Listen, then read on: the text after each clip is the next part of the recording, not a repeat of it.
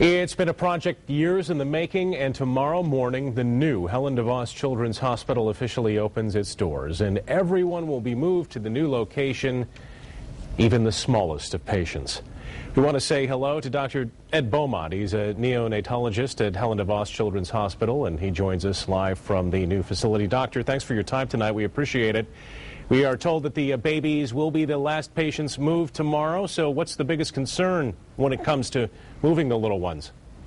Well, I think the moving itself isn't that much of an issue. We're used to transporting babies much longer distances. For us, the biggest change is going to the private rooms. That's going to be a big change in our culture, especially for our nurses. They're used to being in the room with the baby all the time right now, and now that won't be the case. So it's a little bit of a challenge for us, but we're looking forward to it.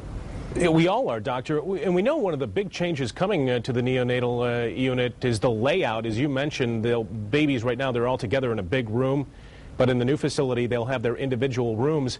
I've got to imagine that's great for the families because it allows the parents to stay overnight.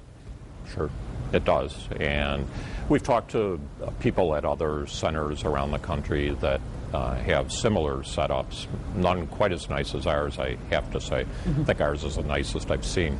But they say about a third of the families will end up spending the time at night.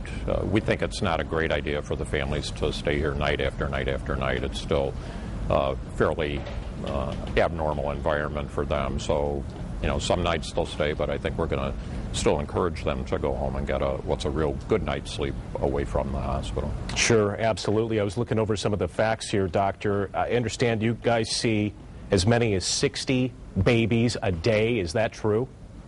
Our average census is actually a little bit higher than that. Wow. It's running in about 75 to 80 right now. We've been over 100 during crunch times in the past.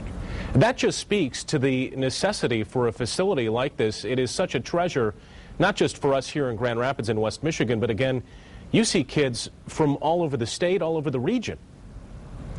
That's absolutely right. We're the largest neonatal unit in the state of Michigan, one of the 10 largest in the country, and our transport team goes both by ground, by helicopter, and by fixed wing, all the way up to the UP to bring babies here. I'm just curious, Doctor, was there a model or some sort of blueprint that you were able to follow for a move like this? Obviously, it's been done before in the past. Do you have anything to go off of?